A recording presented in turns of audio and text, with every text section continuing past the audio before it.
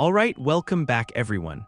So we've explored a lot of different timelines, but today we're diving into one of the big ones, a crossover that people have talked about for years.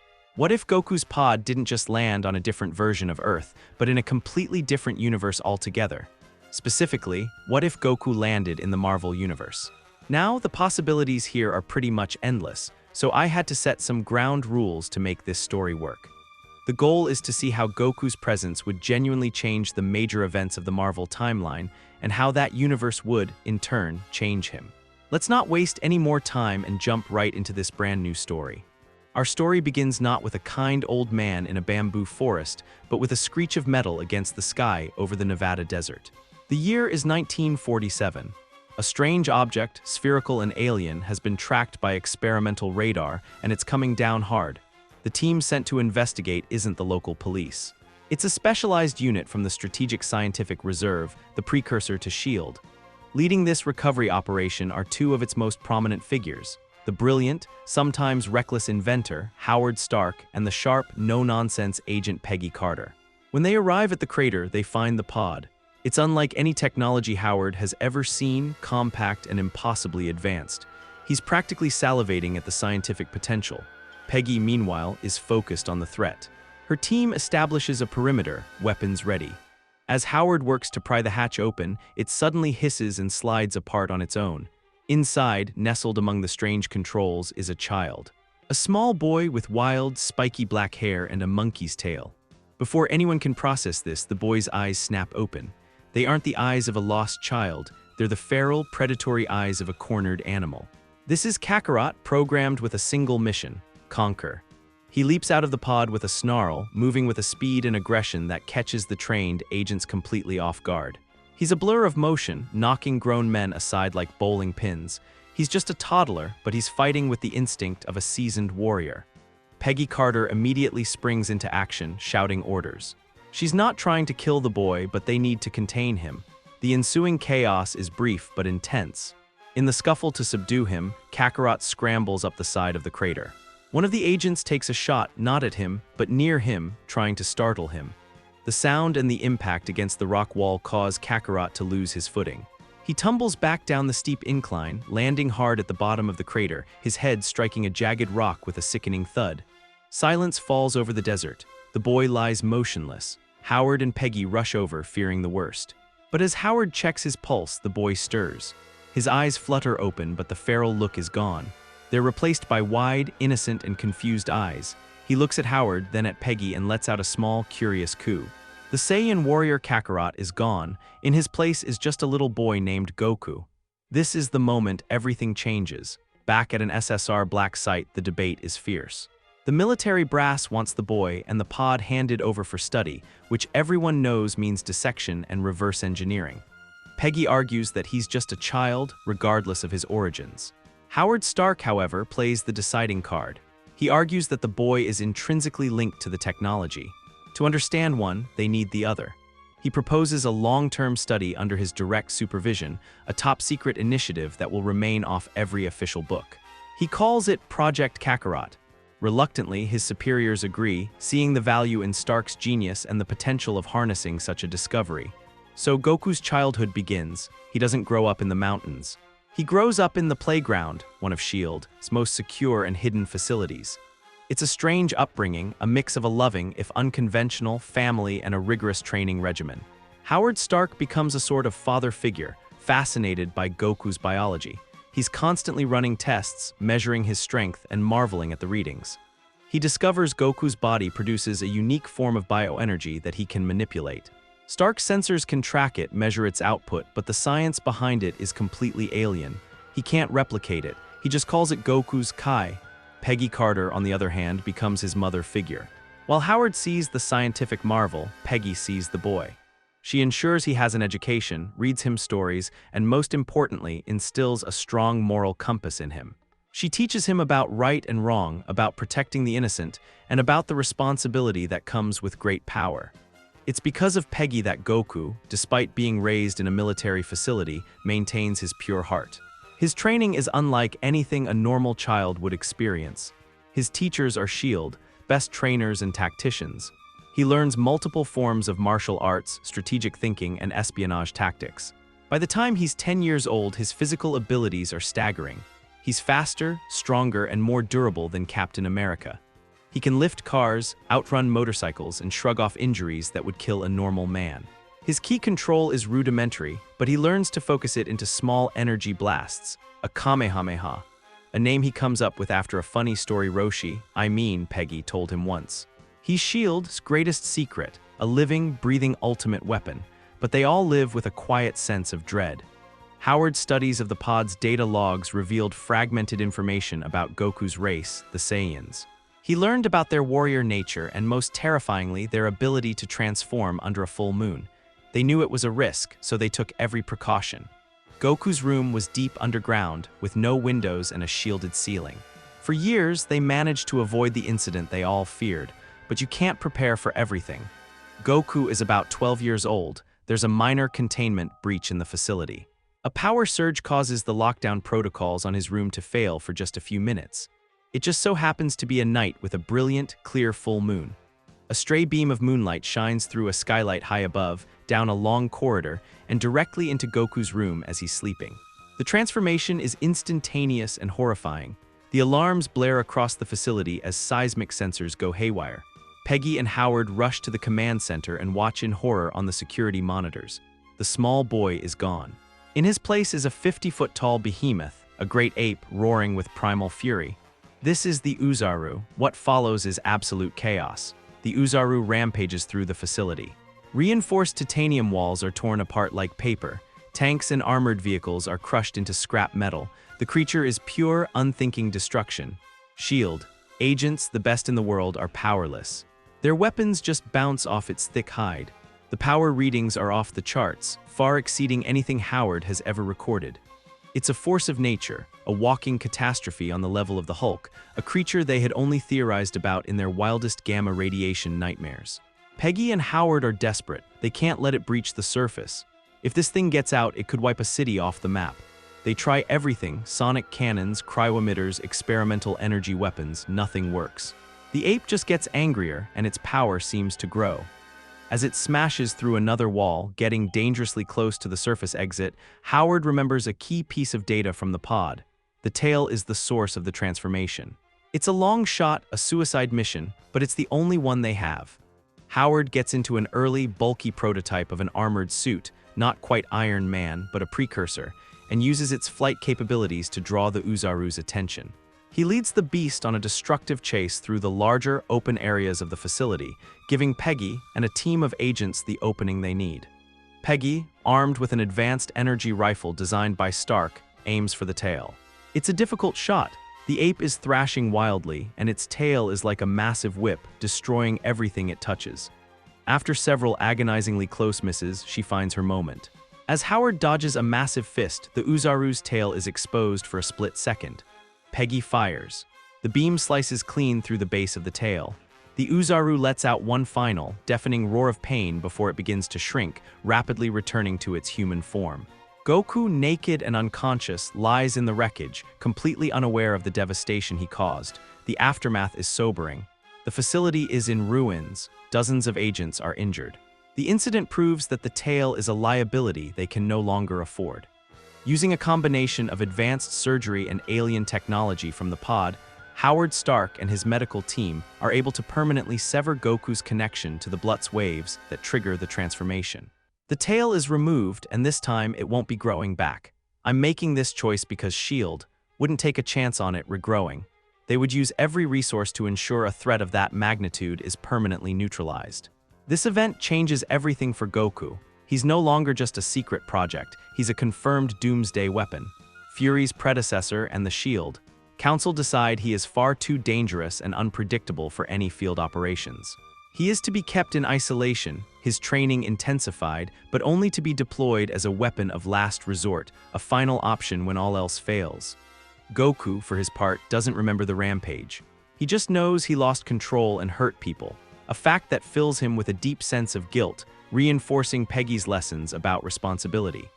He accepts his seclusion, dedicating himself to his training with a new fervor, determined to master his power so that something like that never happens again. He is Shield, Secret, their ace in the hole, a boy with the power of a god, waiting for a crisis big enough to be unleashed upon the world.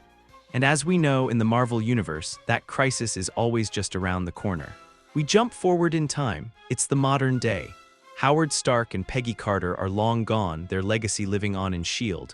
The director is now Howard's own son, Nick Fury, a man who knows more secrets than anyone on the planet. And the biggest one of all is Project Kakarot, or as he's known in the file, Asset G Goku is now a young man, physically in his early 20s. He spent his entire life in a S.H.I.E.L.D. compound, a place now far more advanced than the one he grew up in. His days are a simple cycle: eat, train, sleep. He's incredibly powerful, having honed his key control to a fine art, but he's also incredibly naive. His knowledge of the world comes from books, simulations, and conversations with the few agents he interacts with, primarily Agent Coulson and Maria Hill. He's never been outside. He's never had a real friend his own age. He's a lonely god in a gilded cage. Meanwhile, the events we're familiar with begin to play out. Loki, the god of mischief, arrives on Earth, steals the Tesseract, and opens a portal above New York City. The Chitauri invasion begins. Fury assembles his team: Iron Man, Captain America, Thor, the Hulk, Black Widow, and Hawkeye. The Battle of New York is underway, and despite their power, the Avengers are overwhelmed. They're fighting a war of attrition, an endless tide of alien soldiers and massive leviathans. They're saving people, but they aren't winning. They're just not losing yet. Aboard the helicarrier, Nick Fury watches the battle unfold on a dozen screens, his face grim. The World Security Council is on the line, demanding he approve a nuclear strike on Manhattan. Fury refuses, arguing that his team can handle it. But he knows it's a lie. They need more firepower. They need a miracle. He looks at Maria Hill. "It's time," he says, his voice low. "Wake him up." Hill nods, a look of deep apprehension on her face. "Sir, are you sure? We haven't let him out in ever. We don't know how he'll react to a live combat scenario of this scale." "He was trained his entire life for this," Fury counters. "This is a level 10 crisis. If this isn't what we were saving him for, then what was the point?" Deep in a sublevel of the Triskelion, a reinforced door slides open. Goku is in the middle of a gravity chamber, doing one-handed push-ups under 100 times Earth's gravity. Agent Coulson steps inside, the gravity returning to normal. "Goku," he says calmly, "we need you." Goku looks up, his ever-present cheerful demeanor shining through. "Is it time for lunch already, Phil?" Coulson smiles faintly. "Not exactly. We've got a situation topside. A bad one. The director gave the green light." Goku's expression changes. "This is it, the real thing. All the training, all the simulations, it's finally happening. He gets to help. He gets to fight." A wide, excited grin spreads across his face. "All right, let's go." Back in New York, the Avengers are at their breaking point. A Leviathan is bearing down on a trapped group of civilians, and Hulk is busy tearing another one apart across town. Thor is fighting Loki on Stark Tower, and Cap is directing forces on the ground. Iron Man is trying to intercept it, but his suit is running on fumes. "I'm not gonna make it," Tony Stark's voice crackles over the comms. Suddenly, a streak of orange and blue flashes across the sky, moving faster than anything Tony has ever tracked. It's a man. He wears a simple orange gi with the shield emblem on the back and front. He flies without a suit, without thrusters, simply cutting through the air under his own power. He slams into the side of the Leviathan with a force that creates a sonic boom. The creature, a massive armored space whale that was shrugging off missiles, is knocked completely off course, its armor buckling from the single impact. It crashes into an empty skyscraper, screeching in agony. Goku lands softly on the street in front of Captain America. He looks around at the chaos, the alien soldiers, the flying ships, his eyes wide with a mixture of shock and excitement. "Wow," he says, his voice full of wonder. "This is a lot." Captain America stares at him, dumbfounded. Who are you?" "I'm Goku. S.H.I.E.L.D. sent me to help. You must be Captain Rogers. I've read all about you. It's an honor," Goku says, giving him a cheerful wave.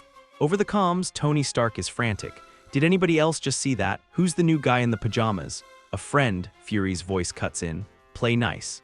Before Cap can respond, a dozen Chitauri soldiers on their gliders descend on their position, firing their energy rifles. Goku reacts on pure instinct. He vanishes from sight, reappearing in the middle of the Chitauri formation. What follows is a blur of precise, devastating strikes. In less than 3 seconds, all 12 soldiers are knocked unconscious from their gliders, which crash harmlessly to the ground. Goku didn't kill them, he just turned them off. He lands back next to Cap with a grin. These guys aren't so tough. This is the moment the dynamic of the battle shifts. Goku is a one-man army. He moves from street to street, a whirlwind of controlled chaos. He sees Hulk smashing and gives him a thumbs up. "Awesome, you're really strong." The Hulk, surprised by the cheerful comment, just grunts and smashes another Chitauri chariot. Goku spots Black Widow and Hawkeye pinned down by heavy fire. A massive blue sphere of energy forms in his hands. Kamehameha. He unleashes a focused beam of ki that vaporizes the Chitauri gunship, leaving a perfect, smoking hole in the building behind it. Natasha and Clint just stare, speechless. Up on Stark Tower, Thor has Loki on the ropes, but the portal is still spewing out an endless stream of enemies. Hearing the commotion below, Thor glances down to see this new warrior. He can sense the man's power. It's immense, a life force burning brighter than any mortal he has ever encountered. It rivals the power of an Asgardian, maybe even surpasses it. The climax arrives. The Council launches the nuke. Iron Man intercepts it and flies it towards the portal. He knows it's a one-way trip. As he flies into the endless void of space, his suit powers down. He's adrift, his mission complete. But just as he's about to lose consciousness, he sees a figure flying towards him. It's Goku. He's surrounded by a golden aura of Kai, allowing him to survive in the vacuum of space for a short time. Goku grabs Stark, turns around, and with a massive burst of energy, propels them both back through the portal just as it closes. They crash-land hard back on the street. Hulk roars in Tony's face, waking him up. The battle is over. They won. Later, at the now-famous shawarma restaurant, the mood is surreal. The Avengers, exhausted and battered, are eating in silence, trying to process the day. And then there's Goku, happily devouring his 10th shawarma wrap. Tony Stark is the first to break the silence, pointing a fork at Goku. "Okay, no more secrets. Who are you, where did you come from, and what's the deal with the flying and the light show?" Goku, with his mouth full, cheerfully explains. "I'm Goku, I grew up in a shield base. Director Fury said you guys might need my help today." Tony looks at Fury, who is standing in the corner with Hill. "My father, he knew about this. He found an alien kid and just raised him as a secret weapon. Howard saw the potential," Fury says simply, "and the danger. He made a judgment call." The most interesting interaction is between Goku and Thor. The god of thunder approaches him, a look of profound respect on his face. "You fight with the strength of a true Einherjar," Thor says, his voice booming. "I have never witnessed a mortal with such power. On Asgard, you would be hailed as a champion." Goku just beams. "Wow, thanks, you're super strong too. That hammer is amazing. Can I lift it?" He reaches for Mjolnir, which is sitting on the floor. Thor laughs heartily. "Many have tried, son of Shield, but few are worthy." Goku grabs the handle and lifts the hammer with ease, looking at it curiously. "Whoa, it's heavy." The entire room falls silent. Thor's laughter dies in his throat, his eyes wide with utter disbelief. Steve Rogers, who had budged it slightly once, just stares. Goku hands the hammer back to a stunned Thor. "Your turn." This is the moment that solidifies Goku's place. He's not just powerful, he's pure of heart. He is worthy. This act, more than any feat of strength in the battle, earns him the unwavering respect of the God of Thunder. My creative choice here is to have Goku lift the hammer. Why? Because it perfectly encapsulates his character. The worthiness enchantment on Mjolnir isn't about ego or being a perfect soldier. It's about having a noble heart and a warrior's spirit willing to sacrifice for others. That is the very definition of Goku. It's a simple, powerful way to show the Marvel heroes exactly who he is, beyond just his power level. The Battle of New York opens Goku's eyes to a universe he never knew existed. He learned about Asgard, about other realms, about alien races. He spent his whole life training to be the strongest, but he always thought that meant the strongest person on Earth. Now he realizes the planet is just a tiny speck in an infinitely vast cosmos filled with powerful beings and incredible challenges. His Saiyan instincts, his desire to fight the strong and push his own limits, are awakened on a cosmic scale. He officially joins the Avengers. He's their friend, their powerhouse, and their moral compass all rolled into one.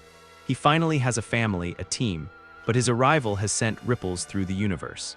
On Asgard, Odin now knows of a mortal who rivals the gods. In the shadows, the mad titan Thanos, through his servant the Other, learns of a new, unexpected power on Earth, a variable he had not accounted for in his grand design. And somewhere, far out in the deep dark of space, a tracking system on a lonely ship finally gets a lock. A power level, dormant for decades, has suddenly flared up on a primitive, backwater planet. And the scouter's reading is impossibly high. The pilot, a man with a long tail and even longer hair, sets a course for Earth. He's coming to find his long-lost brother, Kakarot. A few years have passed since the Chitauri invasion. The Avengers are a well-oiled machine. They've dealt with threats from Hydra, Ultron, and various supervillains. Through it all, Goku has been their unstoppable force. His power has grown steadily, and his bond with the team has deepened. He spars with Thor, he challenges Hulk to strength contests, which usually end in a draw and a lot of collateral damage. He learns strategy from Captain America, and he endures endless scientific scans from Tony Stark and Bruce Banner, who are still trying to figure out what Ki is. For the first time in his life, Goku is truly happy. It's during a quiet moment at the Avengers compound that it happens. They're all gathered, discussing their next move against a new raid on a Hydra cell. Suddenly, every alarm in the facility blares at once. FRIDOI's voice echoes through the room, strained. Unidentified object has just entered the atmosphere. Trajectory indicates it will land right here. Impact in 30 seconds. The team rushes outside just as the object, a spherical white pod, smashes into the ground a few hundred yards away, carving a deep trench in the earth. It looks eerily similar to the pod's shield. Has kept in storage for over 60 years. The Avengers take a defensive formation, Iron Man powered up, Cap with his shield, Thor summoning Mjolnir, Hulk already turning green. Goku stands at the front, his cheerful demeanor gone, replaced by a focused intensity. He feels a strange energy from the pod, something familiar yet hostile. The hatch hisses open. A figure emerges, tall and imposing, clad in strange armor with a single pauldron. He has impossibly long, spiky black hair and a tail wrapped around his waist. On his face is a device covering one eye, a scouter. The man's eyes scan the heroes, his lip curling into a disdainful sneer. What a pathetic collection of clowns, he scoffs. He looks past them, his gaze locking onto Goku. The scouter beeps and a number appears on its display. The man's eyes widen slightly. There you are, Kakarot. Goku is taken aback. Kakarot, who's that? The man laughs, a harsh, grating sound. Still suffering from that head injury, I see. It's you, you fool, that's your name. Your Saiyan name. The word hangs in the air. Saiyan, it's a term Howard Stark found in the pod's logs, a word Goku had only read in classified files. I don't know who you are, Goku says, stepping forward. But you need to leave. I am Raditz, your older brother, the man announces, and the Avengers are stunned into silence. And I've come to bring you home. Our home, the planet Vegeta, was destroyed by a meteor, and we are a dying race. I thought you had conquered this mudball as you were instructed, but instead you're playing hero with these weaklings. Look at your power level. It's high for this planet, but you're a disgrace to our warrior blood. Tony Stark, ever the pragmatist, decides to cut the family reunion short. Yeah, well, family reunions are a nightmare. Now get off my lawn. He fires a full-powered repulsor blast. Raditz doesn't even flinch. He casually raises one hand and swats the blast aside like it's a fly. Insolent, Raditz mutters. In a flash of speed so incredible that only Goku and Thor can track it, he's in front of Tony and delivers a single, devastating kick to his chest plate. The arc reactor flickers and dies. The multi-billion-dollar suit collapses like a tin can, crumpling to the ground with an unconscious Tony inside. Before anyone can react, the fight is on. Hulk charges, roaring with fury. Hulk smash, Raditz just smirks, checks his scouter, power level rising, impressive for a mindless brute, and then he vanishes. He reappears behind Hulk and delivers a crushing double-axe handle to his spine. The green Goliath is driven face-first into the ground with enough force to create a 10-foot crater. He's not out, but he's stunned, dazed in a way no one has ever seen before. Thor roars in anger and hurls Mjolnir. Raditz dodges it effortlessly, the hammer flying past him. A fine weapon, he says, but its wielder is too slow. He closes the distance and engages Thor in hand-to-hand combat. For a few moments, it's a clash of titans, but Raditz is simply faster and more precise. He lands a brutal series of energy-laced punches to Thor's gut, finishing with an explosive energy wave that sends the god of thunder flying back, crashing through the wall of the compound. This is a turning point in our story. The Avengers are not just being beaten, they are being dismantled. Raditz is a force beyond their comprehension. His scouter is the most terrifying part. He keeps calling out their power levels, quantifying their strength in a way that demoralizes them. Captain America's is barely over 100, Iron Man's suit 300. Hulk's fluctuating numbers impress him, but Thor's static level of around 1,200 is what he initially focuses on. But then he looks at Goku. 1,300. You've grown strong, Kakarot. But I am over 3 times that. You cannot win. The revelation of Goku's origins rocks the team. He's an alien sent to destroy them. But Steve Rogers, ever the moral center, doesn't hesitate. He's one of us, he declares, throwing his shield. Raditz catches it, examines it for a second, then crushes the vibranium shield in his bare hand, the metal groaning as it shatters into pieces. This act of pure dominance shocks everyone, especially Steve. Raditz tosses the warped metal aside. Your planet is a commodity, old man. We're selling it to the highest bidder. Kakarot was supposed to clear out the population for us. Since he's failed, I'll do it myself. Goku knows he's outmatched, but he has to try. He powers up, his white ki aura flaring to life. I am not Kakarot, I am Goku, and this is my home. He charges, and the real fight begins. Goku's shield training makes him a more tactical fighter than his canon counterpart. He's not just throwing punches, he's looking for openings, using feints and counters. But the raw power gap is just too immense. For every 1 punch Goku lands, Raditz lands 5, each one stronger than the last. Finally, Raditz has him. He holds Goku by the neck, preparing a final energy blast. Goodbye, little brother. But he made one mistake. He turned his back on the Hulk. The green giant, now angrier than ever, erupts from his crater and lands a thunderous blow on Raditz's back. The Saiyan roars in pain, his armor cracking. His scouter shrieks as Hulk's power level skyrockets. Impossible, his power is still climbing. The blow forces Raditz to drop Goku, giving him the opening he needs. He knows what he has to do, it's the only way. As Thor returns to the fight, his armor smoking, Goku shouts the plan. Thor, Tony, when I grab him, hit us with everything you've got, don't hesitate. Goku, no, Steve yells, but it's too late. Goku appears behind a distracted Raditz and locks him in a full Nelson. Raditz struggles, laughing maniacally. You fool, you'll die with me. That's the plan, Goku grunts, his muscles straining to hold his brother in place. Do it. Now, Tony, his suit barely rebooted, gets to his feet. He opens every port on his armor. FRIDOY, divert all power to the main unibeam, all of it. Thor raises Mjolnir to the sky, summoning the largest storm he has ever commanded. Lightning arcs down, wrapping around the hammer until it glows with blinding intensity.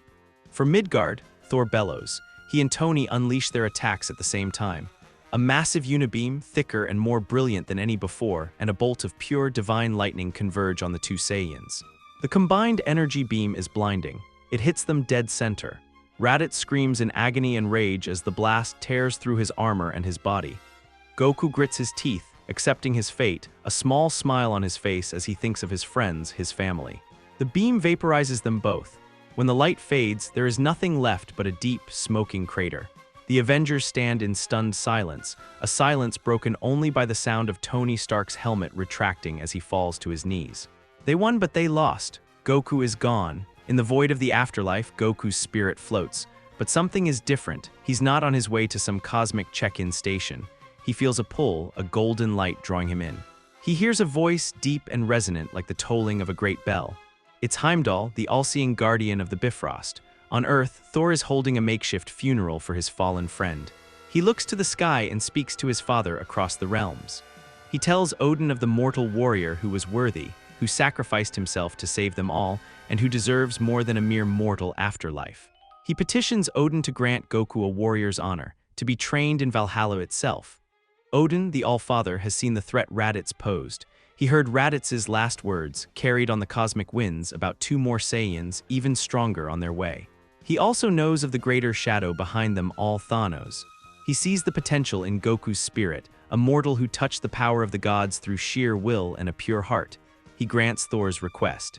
Goku's spirit awakens in Asgard. He's standing in the golden halls of Valhalla, surrounded by the greatest warriors in the history of the 9 realms. Odin is there, seated on his throne. Son of Earth, the All-Father's voice booms. Your sacrifice has earned you a place of honor, but a great threat comes for your world. The warriors you will face are beyond what your friends can handle. You must become stronger. Here, you will train with gods and legends. You will learn of the cosmic forces that shape reality, and if you prove yourself, you will be returned to the world of the living when they need you most. So, Goku's training begins. This isn't like King Kai's planet. He doesn't just learn a couple of new techniques. He trains under the tutelage of the Einherjar, honing his combat skills against warriors who have fought for millennia. He learns about the different forms of energy that flow through the cosmos, far beyond his simple understanding of Kai. And most importantly, he spends time with Odin himself.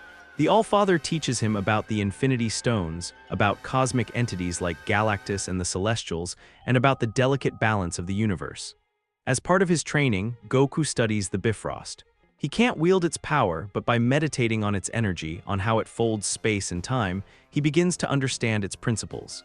He starts to learn how to lock onto a key signature, no matter how distant, and move his own body across space in an instant. It's the birth of his instant transmission. His power grows at an astronomical rate, far faster than it ever did on Earth. He's being forged into a new kind of weapon, a warrior with the soul of a mortal and the training of a god. Back on Earth, the Avengers are grieving, but they are also preparing. They know what's coming. 1 year. That's how long they have until 2 more Saiyans, supposedly even stronger than Raditz, arrive to finish what he started. And this time, they'll have to face them without Goku. The year of preparation on Earth has been frantic. Tony Stark has built a new, more powerful suit, the Saiyan Buster, designed specifically to handle the energy signatures and physical force they encountered with Raditz.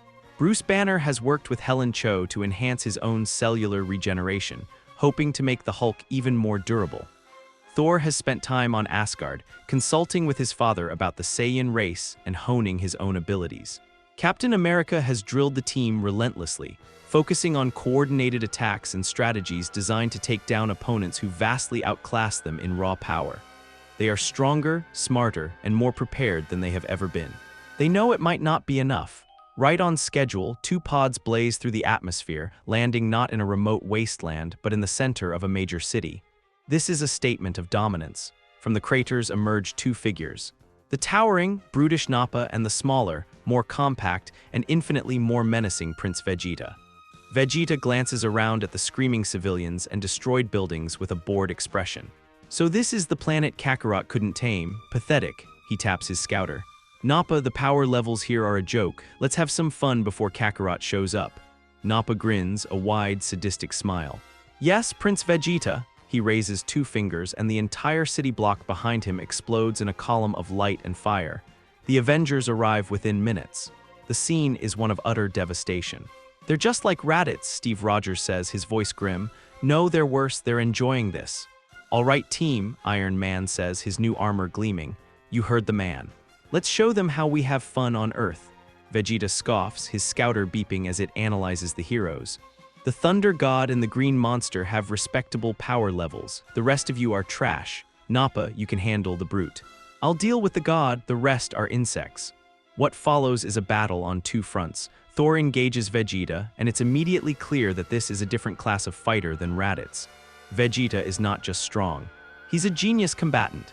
He moves with a fluid, arrogant grace, dodging Thor's hammer swings and countering with precise, explosive ki blasts. Thor is a warrior with 1,000 years of experience, but he's fighting a prince born and bred for galactic conquest. It's a spectacular but ultimately one-sided duel. The main event, however, is Nappa versus the rest of the Avengers, and it is brutal. Nappa is a mountain of muscle and rage, a living wrecking ball. The Hulk meets his charge head-on, and their clash creates a shockwave that shatters every window for miles. It's the slugfest everyone would expect, a brawl between 2 titans.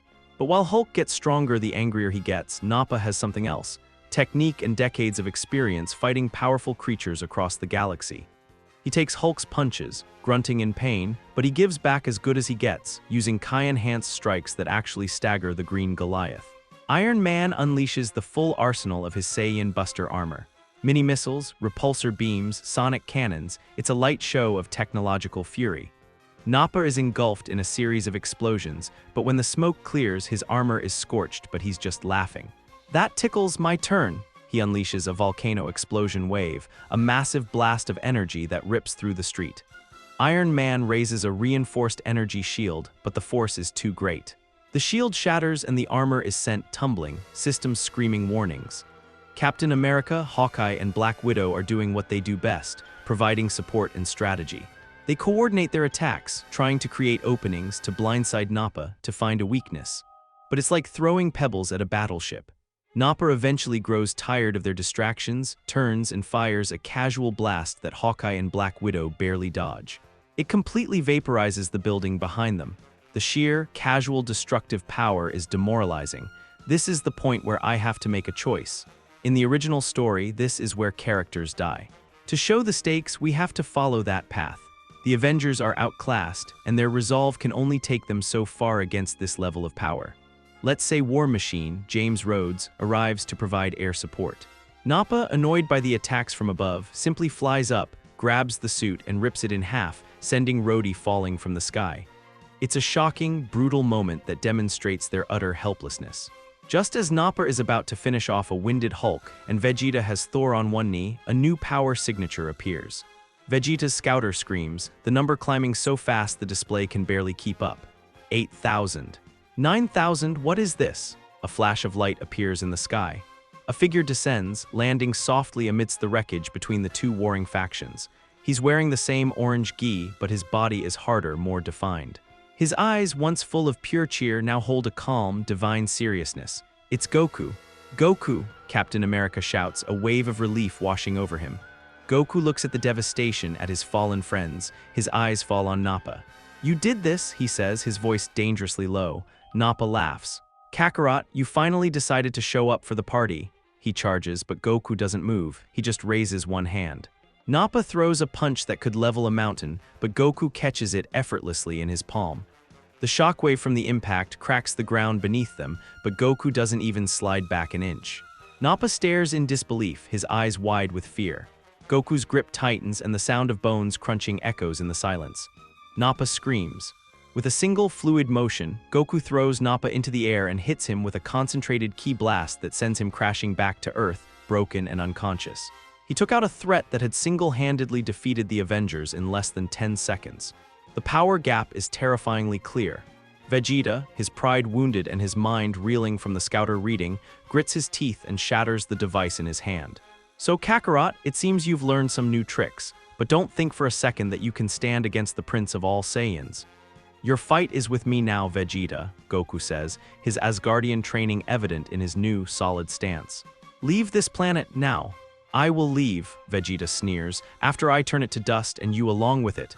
The battle everyone has been waiting for begins. It's a fight that transcends anything the Earth has ever witnessed. They move as blurs of light across the sky, their punches and kicks creating sonic booms.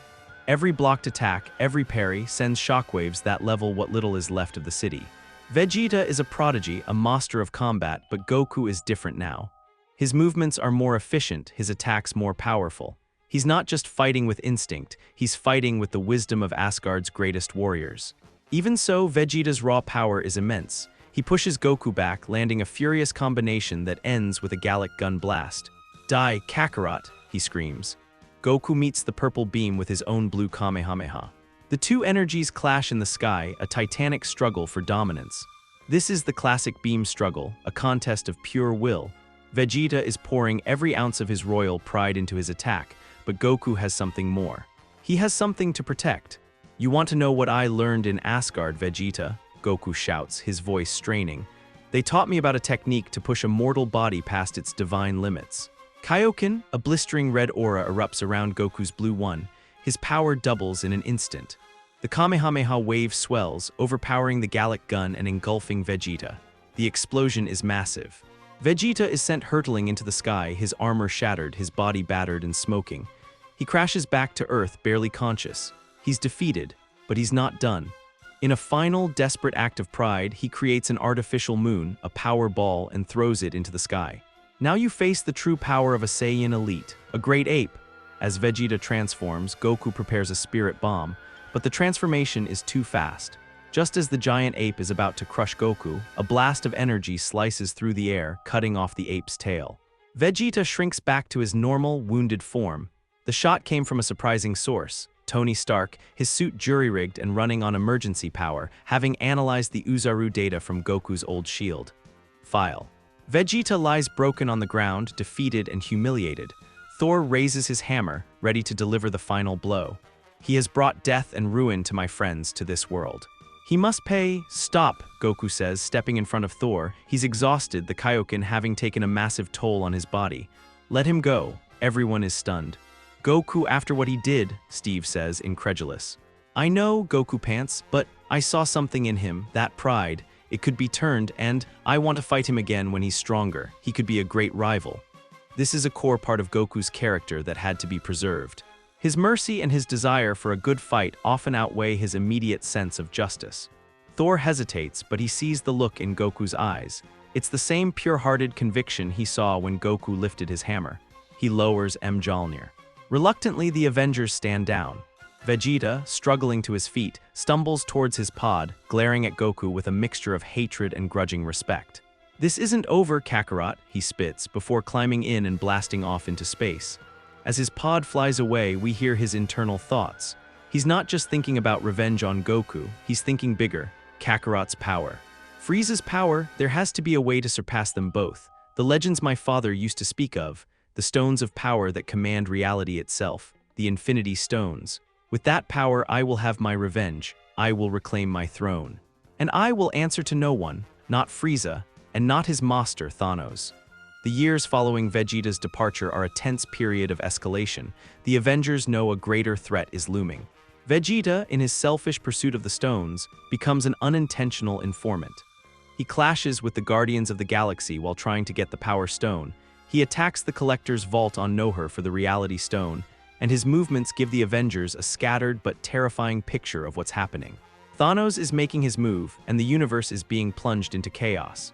Goku, meanwhile, is training harder than ever.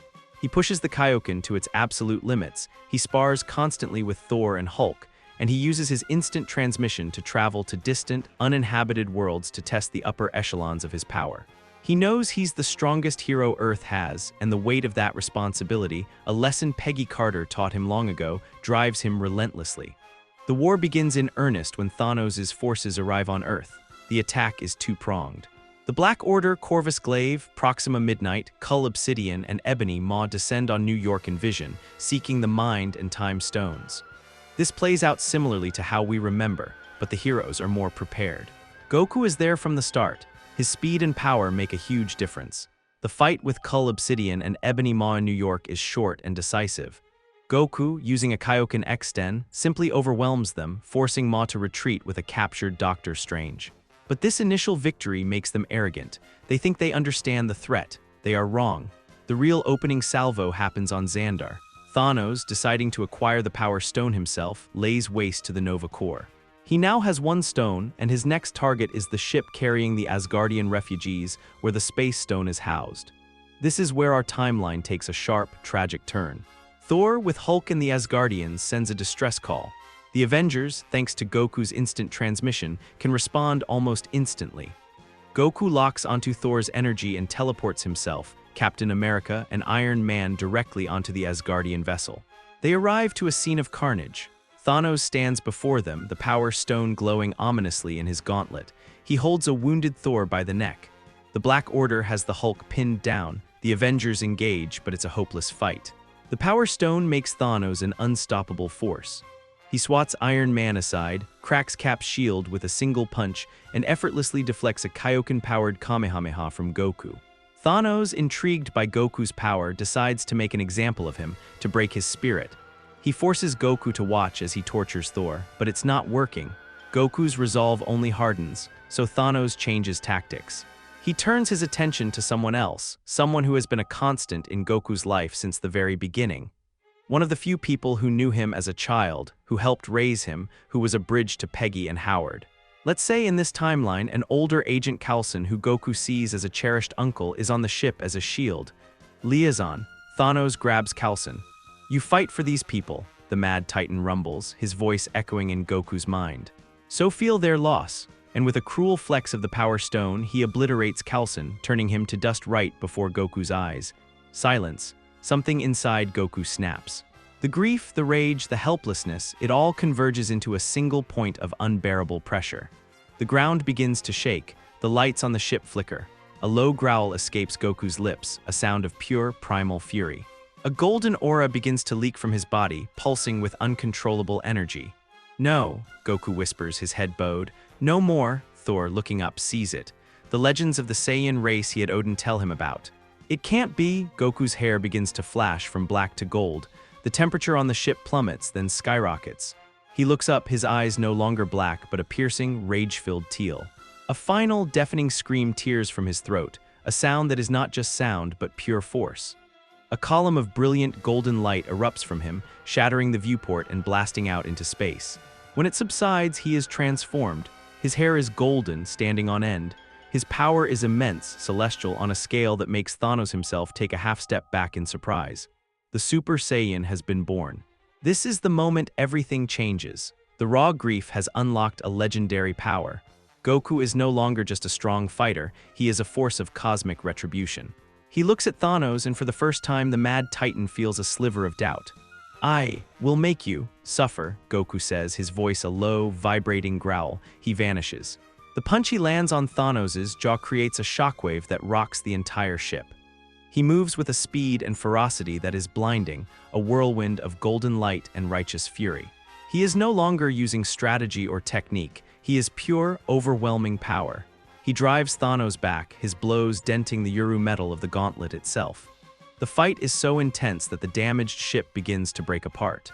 Ebony Maw, seeing his master on the defensive, makes a strategic retreat, teleporting Thanos and the Black Order back to their ship and escaping with the Space Stone. Goku, his rage still burning, unleashes a massive Kamehameha that rips through the vacuum of space, narrowly missing Thanos' retreating vessel.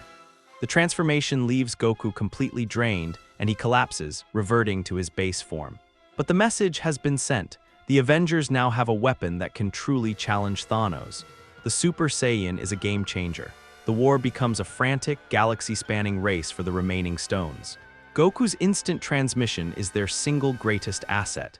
Know her, they arrive moments after Thanos leaves with the Reality Stone, but they manage to save the Guardians of the Galaxy. Vormir. They can't stop Thanos from sacrificing Gamora, but their presence forces him to fight for the Soul Stone. The clash there is legendary, but ultimately another stone falls into his possession. Titan.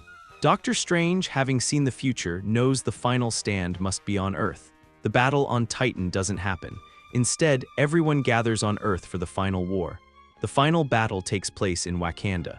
Thanos arrives with 5 of the 6 stones, needing only the Mind Stone from Vision. Every hero in the Marvel Universe is assembled to stop him. The Avengers, the Guardians, the armies of Wakanda and Asgard, the sorcerers of Kamar-Taj. Thanos descends and the battle begins. It is an apocalypse. His control over the 5 stones allows him to warp reality, to rain down meteors, to turn armies to dust. But the heroes have their heavy hitters. Captain Marvel arrives, a blazing star of cosmic energy. Thor, having forged Stormbreaker, is a god of thunder reborn. And Goku, tapping into his rage, transforms into a Super Saiyan once more. These 3 form the frontline, a trio of god-tier powerhouses, and they take the fight directly to Thanos. The clash is biblical. Thor's lightning, Captain Marvel's photon blasts, and Goku's ki waves batter the Mad Titan. Super Saiyan Goku is strong enough to physically match Thanos, even with the stones empowering him. He can shatter his energy shields and break his guard. For a moment, it looks like they might actually win. But the Infinity Gauntlet is the ultimate power. Thanos uses the Space Stone to teleport them apart, the Reality Stone to trap them in illusions, and the Power Stone to blast them back. He gets to Vision and rips the Mind Stone from his head. He places it in the gauntlet. 6 stones, a full set. He has one. He raises his hand to snap his fingers. "Thanos," a voice shouts. It's Goku, bloody and beaten, but standing tall. "It's not over." He raises his hands to the sky. "Everyone, please lend me your energy." Doctor Strange understands immediately. He links the minds of every hero, every soldier on the battlefield, telling them to raise their hands and give their energy to Goku. The Guardians send the message out to their allies on nearby planets. The Asgardians channel their life force. The people of Earth, watching the battle on screens around the world, feel a strange pull and, not knowing why, raise their hands to the sky. A massive, brilliant blue sphere of light begins to form above Goku. It's a spirit bomb, but not like any he has made before. This is a universal spirit bomb, filled with the hope and life force of countless beings across the cosmos. It burns with an almost holy light. Thanos looks at the sphere, intrigued. The collective energy of a desperate universe, a fitting final attack. He points the gauntlet, and a beam of incandescent, rainbow-colored light, the combined power of all 6 Infinity Stones, shoots towards Goku. Goku roars and thrusts the spirit bomb forward to meet it. The 2 ultimate attacks collide. The universe itself seems to hold its breath. This is the moment I want to be very clear about my creative choice. The Spirit Bomb cannot and should not overpower a full Infinity Gauntlet. That would be a disservice to the scale of the Marvel Universe. The Gauntlet is absolute power over reality, but the Spirit Bomb is not an attack of destruction. It's an attack of pure, unified life energy, so it doesn't push the beam back, it holds it. The Gauntlet's beam, an attack of pure cosmic force, is neutralized by the wall of life energy. It's a perfect stalemate. Thanos is shocked. He pours more and more power into the beam, but the Spirit Bomb doesn't break. He is completely locked in place, his full attention and the Gauntlet's entire output focused on this one single task of holding back the collected will of the universe. And that's the opening. In that moment of absolute focus, Tony Stark, wearing his most advanced nanotech armor, activates his final protocol. He flies at Thanos, not at the Gauntlet, but at Thanos himself. Using the chaos of the energy storm as cover, he manages to get close enough. With a final, desperate move, the nanites on his suit swarm over the Gauntlet, forming a duplicate set of circuits. He doesn't pull the stones off. He just taps into their power for a fraction of a second. "And I am Iron Man," he snaps his fingers. Thanos looks down, sees the stones on his gauntlet fade, and then looks at Tony, whose body is being consumed by the cosmic power. Thanos turns to dust, his army fades away. The battle is won. The aftermath of the battle is somber. The world, the universe, celebrates their victory, but the heroes feel the cost acutely. They hold a funeral for Tony Stark, the man who made the ultimate sacrifice. Goku stands beside Pepper Potts and Morgan, his usual cheerfulness completely gone, replaced by a quiet, profound sadness. He understands loss. He remembers the feeling when Coulson died in his arms, the event that first pushed him to the edge. He understands sacrifice because he's made that choice himself. He places a single, glowing orb of ki on the water, a silent tribute to the friend who, in the end, saved them all. In the days that follow, a new order begins to form. Captain America, having lived his life with Peggy, passes the shield to Sam Wilson. Thor decides to leave with the Guardians of the Galaxy to find his own path. The old guard is moving on, and a new generation of heroes is stepping up. This leaves Goku in a unique position. He is, without question, the most powerful being on Earth, arguably one of the most powerful individuals in the entire universe. And he feels a bit lost. He finds himself talking with Captain Marvel, Carol Danvers. They are, in many ways, kindred spirits, mortals who were granted cosmic power and now feel a responsibility to the universe at large. "I spent my whole life training to protect my home," Goku confesses, looking up at the stars from the Avengers compound. "But after facing Thanos, Earth feels small. The threats are so much bigger than I ever imagined." Carol nods, understanding completely. "There are a billion planets out there that need help, Goku. The universe is a big, dangerous place. For a long time, I thought I had to be its only line of defense, but now, with you, we're not alone." This conversation helps Goku understand his new purpose. This is my key creative choice for his character arc. Goku can't just go back to being an Avenger who waits for the next terrestrial threat. He has ascended beyond that. His core identity is built around seeking new challenges and pushing his limits. To keep him stationed on Earth would be a disservice to his character. So, he must evolve. He becomes less of an Avenger and more of a cosmic entity in his own right, a guardian who operates on a universal scale. His first cosmic mission is one of hope. He remembers the stories of the Dragon Balls from his brother, Raditz, wishing orbs that could undo death. He feels immense guilt over the losses they couldn't prevent, like Tony's. He travels to Asgard to consult with a wise, older Thor and to Wakanda to speak with Shuri, the most brilliant mind left on the planet. He proposes an idea, to create a new set of wishing orbs for their universe. It's an incredibly ambitious project. Goku provides the foundational element, his Kai, the pure life energy needed to give the orbs their power. Thor provides the Asgardian magic, the ancient enchantments and divine matrix required to bind the wish-granting properties. And Shuri provides the technology, using vibranium and advanced particle physics to create stable, physical vessels that can contain such immense energy. Together, over many months, they forge a new legend. 7 beautiful orbs, glowing with an internal golden light, each marked with a different number of red stars, designed in the pattern of Captain America's shield as a tribute. They are not as powerful as the Namekian Dragon Balls. They decide on a strict set of rules to prevent the abuse of their power. They can only grant one wish per summoning, they cannot bring back someone who has died of natural causes, and they cannot restore a soul that was sacrificed for an infinity stone. Tony's sacrifice must remain meaningful. But they can restore worlds, they can heal the sick, and they can, in dire circumstances, bring back the fallen. They are a symbol of the unity that defeated Thanos, a fusion of Saiyan energy, Asgardian magic, and human ingenuity. They scatter them across the Earth, a final gift of hope to the world Goku now calls home. With his final duty to Earth complete, Goku begins his true journey. He says his goodbyes to his friends, promising to return if he's ever truly needed, and then he takes to the stars. His quest is no longer about just finding strong opponents, it's about understanding the nature of power itself. He uses instant transmission to travel to the far reaches of the cosmos. He visits Sakaar and has a friendly, planet-shaking sparring match with the Grandmaster's new champion, Beta Ray Bill. He seeks out the Eternals, ancient beings created by the Celestials, and learns from them about the cosmic architecture of the universe. He meditates with the masters of the mystic arts, not to learn magic, but to better understand how to sense and manipulate the energies that flow between dimensions. His power continues to grow, but it's a more refined growth. He isn't just getting stronger, he's getting wiser. He learns to control the Super Saiyan transformation, mastering it so it no longer requires rage but pure focus. He even begins to sense the energies of higher beings, the faint whispers of entities like Eternity and the Living Tribunal. He learns of Galactus, the devourer of worlds, not as a villain to be fought, but as a fundamental force of nature, a being of unimaginable power that he hopes to one day be strong enough to speak with as an equal. He becomes a legend in the cosmos, a myth whispered on 1,000 worlds, the Saiyan Guardian, a lone warrior with golden hair who appears in times of great crisis, not to conquer but to protect, and then vanishes as quickly as he came, always searching for his next great challenge. Our story ends years later. We see Goku, now appearing as a man in his prime, floating in the lotus position in the heart of the Orion Nebula. The colors of creation swirl around him. He is perfectly calm, his golden Super Saiyan aura now a gentle, controlled flame that surrounds his body without a hint of aggression. He has achieved a state of being that is both mortal and divine, a true god of strength.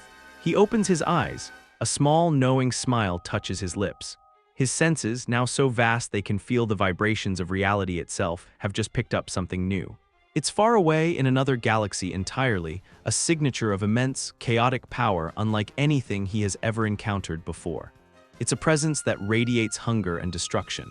Perhaps it's the coming of a nihilist from the negative zone, or the awakening of a dark celestial, or maybe, just maybe, it's a silver-surfaced being heralding the arrival of his world-devouring master.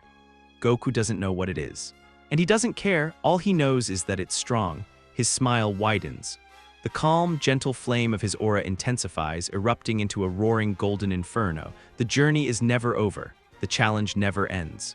He vanishes in a flash of light, crossing the universe in an instant, heading towards his next great fight. Not just as a hero, but as Goku, the Saiyan raised on Earth, forever in search of the next limit to break. And that is how the presence of one Saiyan boy didn't just change the Marvel Universe, but ultimately found his true purpose within it, becoming one of its greatest and most enduring cosmic legends. Thank you all for following along with this story. It was a blast to put together. Let me know your final thoughts on this series. It's been an incredible journey.